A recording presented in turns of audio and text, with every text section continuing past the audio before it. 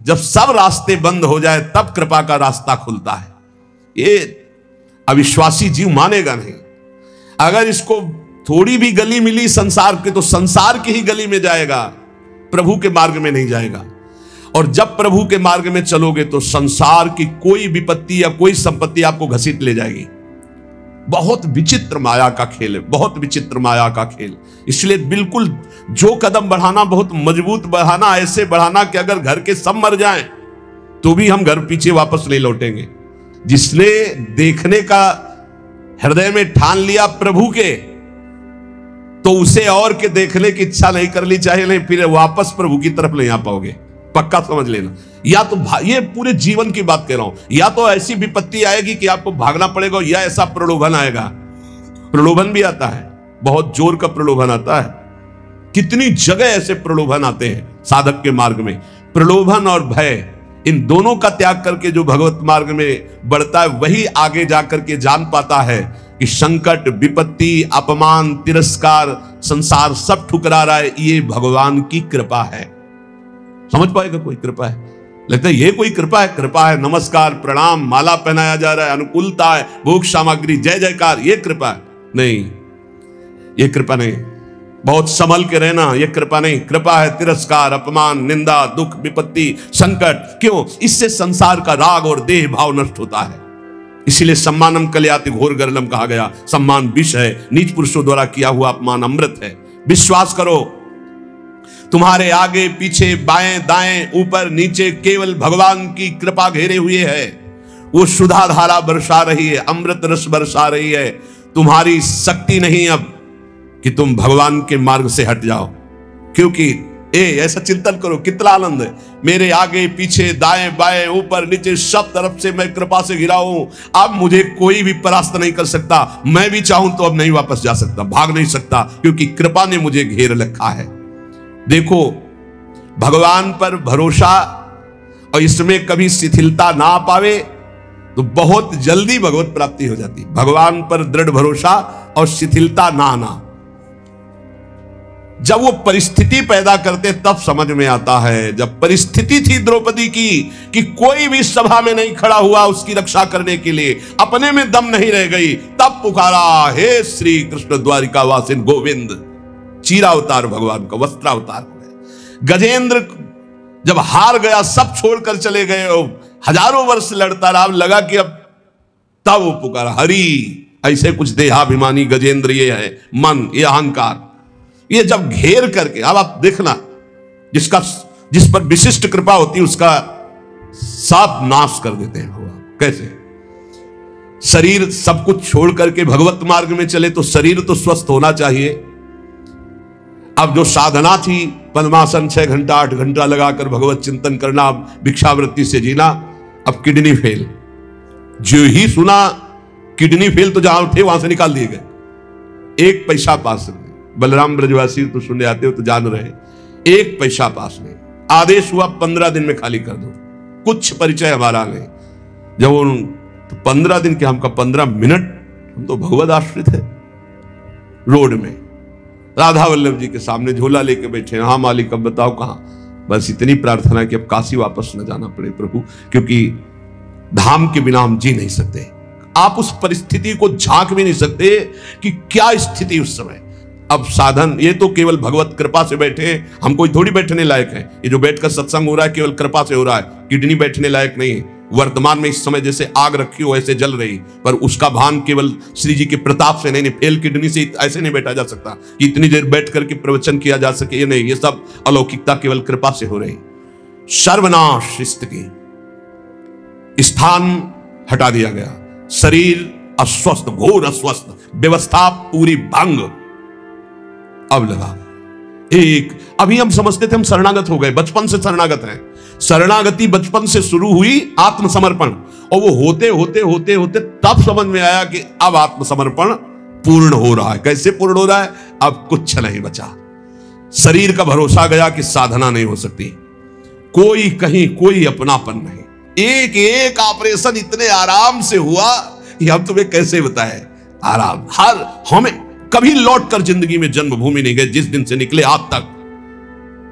कानपुर अस्पताल में गए थे, कानपुर से तो बहुत दूर ग्राम, कभी नहीं गए, लेकिन एक आशा, एक छोटी सी झीनी रेखा आशा की, कभी तो है ना भगवान उसका भी कोई नहीं तेरा। तो वृंदावन वृंदावन, हमें तुरंत ले चलो वृंदावन।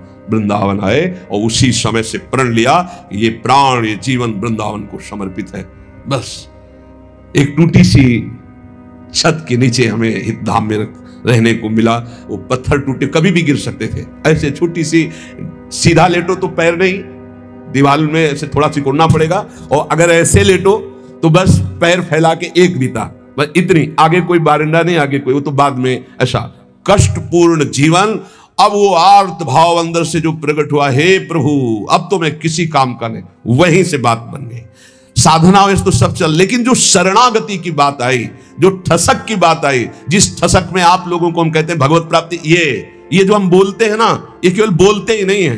हाँ, ये बोलते ही नहीं है, बहुत बढ़िया मजबूत नौका मिल गई, खेवैया बहुत चतुर है, आज तक उस खेवैया की नाव में बैठने वाला कोई डूबा नहीं। श्री हरिवंश प्रताप नाम नौका, निज खेवक भव सागर सुख तरत निकट, हरिवंश जो सेवक। यहां बहुत समझ के, जहां जहां हमारी आसक्ति है उसका राग नष्ट होगा, पक्का पक्का नष्ट होगा। जहां हमने सोचा कि ये मेरा है, वही मेरी प्रियाजू ने ऐसा ऑपरेशन किया कि पूरा गुणा लगा दिया और दिखाई दिया कि नहीं नहीं, ये भूल मत कर, तू किसी का नहीं, तेरा कोई नहीं।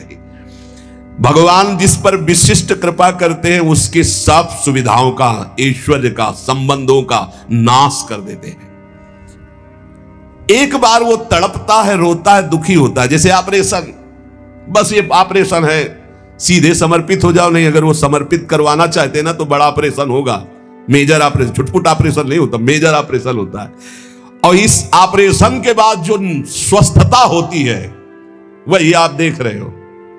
जो ऑपरेशन हुआ ना, उसकी जो हमारी रोग निवृत्ति हुई, अहम की स्वस्थता जो देख रहे हो वही है। ये जो कुछ देख रहे हो ये वही स्वस्थता है, उसी ने निहाल कर दिया। शरणागति कमाने में बहुत घाटे में थे, और जब हो गए उनके तो पूरी प्रॉपर्टी के अधिकारी हो गए। कुंज महल की टहल सुख संपत्ति दंपति पाई है। ये दंपति रूपी संपत्ति, श्यामा श्याम हमारे कुंज महल की टहल सुख दंपति संपत्ति पाई है। जैसे रूप लाल हित प्रीति सो जो 84 गाइए। श्री प्रियालाल के गुण गायन, प्रियालाल के आश्रित, प्रियालाल के नाम जप, प्रियालाल की सेवा, अपार सुख मिल गया केवल शरणागति पुष्ट होने पर। ये कभी नहीं हो, न साधन का अहंकार का कोई गुंजाइश है। क्या साधना, मरा हुआ आदमी उससे जो करवा रहे। अब हम कह सकते हैं कि हम प्रवचन करते हैं, ए बोलने की क्षमता नहीं, प्रवचन क्या करते हैं? तो श्री जी करवा रही, स्पष्ट हम देख रहे हैं। हाँ, वो वहां से बटन दबा रहे, बस हो रहा है, बस हो रहा है, बस ऐसा।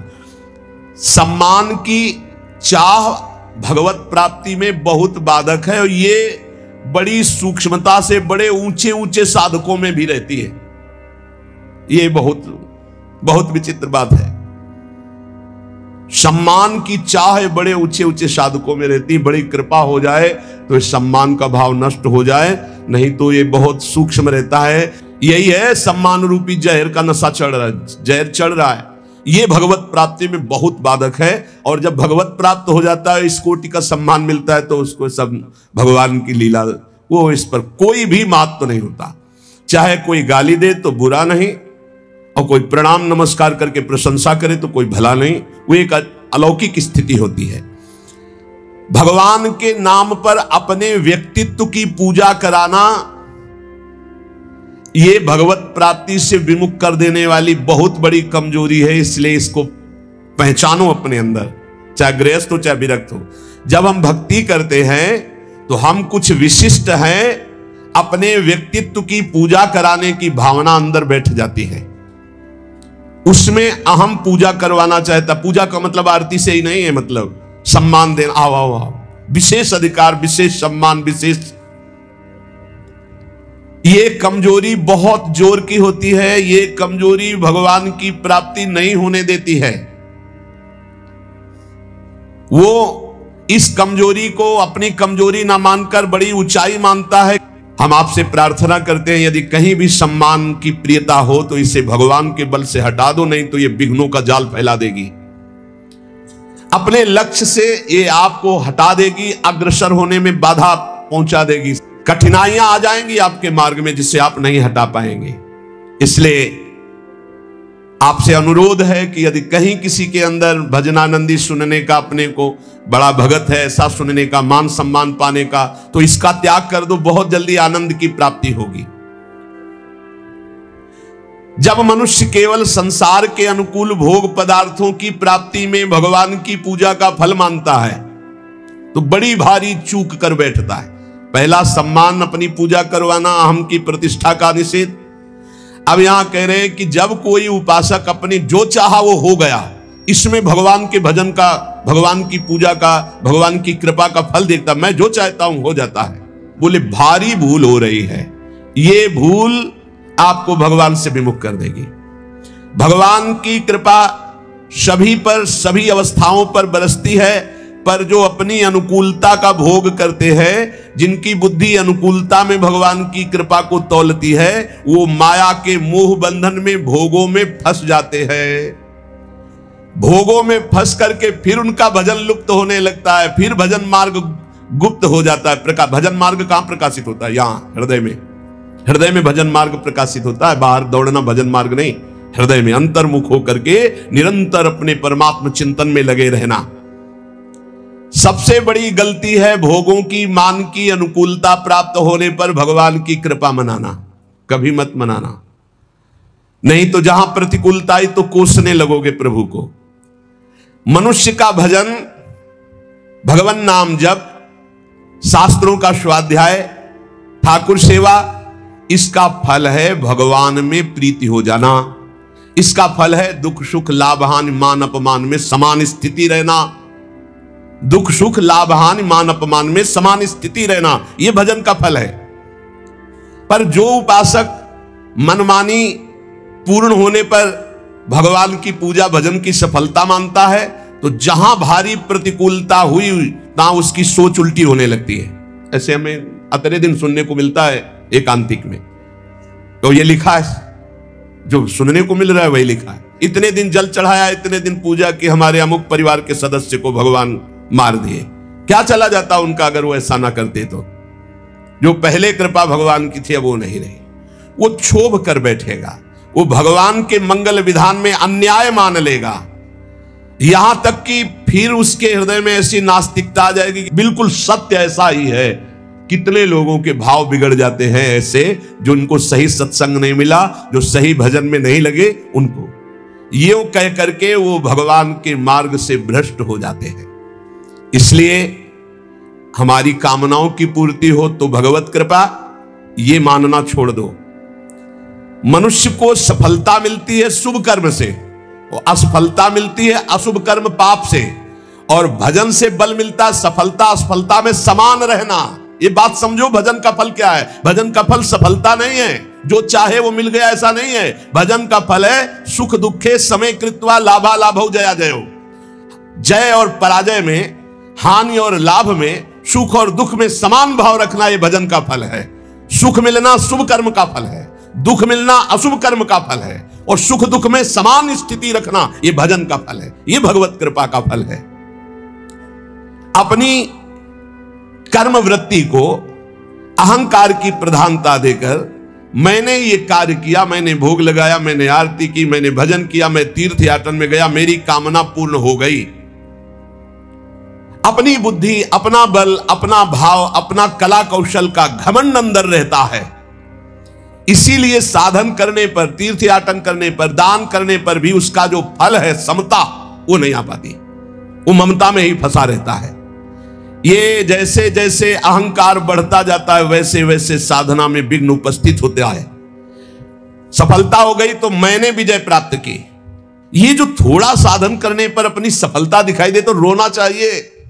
हमने जो सोचा वही हो गया। बहुत खर्चा हो रहा है भजन तुम्हारा जो भगवत प्राप्ति के लिए। सफलता मैंने प्राप्त की, अपनी बुद्धि का बल, अपनी बुद्धि का कला कौशल, घमंड, ये परमार्थ से भ्रष्ट कर देता है। तो भगवान को प्राप्त करने के लिए उपासक को चाहिए कि भगवान कामना आवे तो एक तो कामना ना करे, अगर आवे भी तो भगवान से ही बहे। वो कामना समर्पित करते हुए ये प्रार्थना करे कि प्रभु मंगल भवन, ये कामना आई है, यदि आपके भजन में सहायक हो तो पूर्ण कर देना, और भजन में यदि बाधा करने वाली हो तो कभी पूर्ण ना करना। जब भगवान, बहुत ध्यान से सुनना, किसी पर विशेष कृपा करते हैं तब सबसे पहले उसकी सुविधाओं का नाश कर देते हैं। विशिष्ट कृपा चाहिए, विशेष कृपा, कृपा तो है ही सब पे, दया भी है, विशिष्ट कृपा चाहिए। तो कह रहे जिस पर कृपा करते हैं तो सबसे पहले उसके सब व्यवस्थाओं का नाश कर देते हैं। बहुत कठिन कृपा है। यही भगवान ने युधिष्ठिर जी से कहा, जिस पर मैं कृपा करता हूं उसका सर्वनाश कर देता हूं। चाहिए सर्वनाश, जो अपने सर्वस्व को मिटा देता है। तो क्या है आपका, है क्या आपका? कुछ नहीं। मतलब आपके भ्रम का नाश का मतलब है सर्वनाश। आप समझ लीजिए, डरना नहीं। भगवान के भजन का मतलब विशिष्ट कृपा, विशिष्ट कृपा का मतलब है मतलब एकदम सर्वनाश कर दे। तो चक्रवर्ती सम्राट अम्बरीश जी थे महाभागवत, और दरिद्रता की हद थी सुदामा जी के यहां, तो सुदामा पूरी खड़ी कर दी। समझो यार, भगवान जिस पर कृपा करते हैं विशेष। क्यों? क्योंकि आपको सच्ची कहता हूं, ये पढ़े लिखे समझाने से समझ में नहीं आता। सुनो, जिस पर विशिष्ट कृपा करता हूं उसका सर्वनाश कर देता हूं। कहीं कोई आश्रय न साधना करे गया, न व्यक्ति करे गया, न वस्तु करे गया। बड़ा विचित्र खेल होता है, बड़ा विचित्र खेल प्रभु का। एक बार वो घबराएगा, दुखी होगा, बहुत परेशान होगा, पर ऑपरेशन किए बिना छोड़ा नहीं जाएगा। हाथ पैर बांध दिए जाते हैं, फड़फड़ा लो केवल। कहां जाओगे अब, कहां जाओगे भाई? नहीं कोई, कहां जाओगे अब? करोगे क्या करोगे? कोई रास्ता ही नहीं है। एक ऐसा प्रभु फांसते हैं।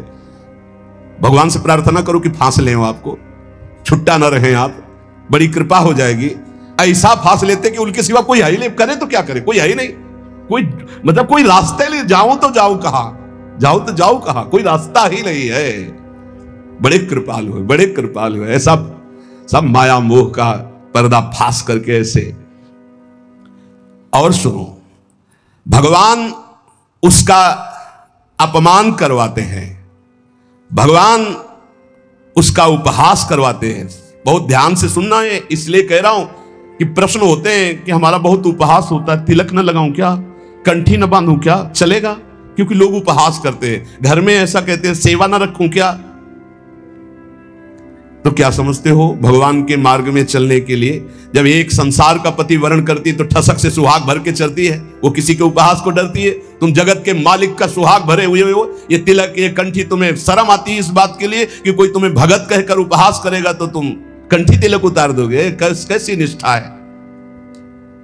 भगवान अपमान करवाएंगे, भगवान उपहास करवाएंगे। क्यों? ये दवा है, दवा। इसके बिना ये भवरोग ठीक नहीं होगा। ये दवा मिलेगी, पहले से बता रहे, थोड़ी कड़वी दवा है, मिलेगी। और जिसको ना मिल रही हो तो अभी अस्पताल में भर्ती नहीं हुए हो, आप अपने को स्वस्थ मानते रहो, नाड़ी पकड़े जाएंगे, हर दोस्त सामने आ जाएंगे, फिर दवा शुरू होगी। क्योंकि एक कह रहे थे कि आप कहते हो भक्ति में बड़ी प्रतिकूलता आती, मेरे जीवन में तो कोई प्रतिकूलता नहीं, तो अभी वो भक्ति आई कहां है? ऐसा क्यों करते हैं? क्योंकि जहां जहां हमारा राग है उसका नाश होकर भगवत प्राप्ति के लिए जो जो हमें सद्गुण चाहिए वो श्री भगवान देते हैं। इसलिए कभी शिकायत मत करो। भगवान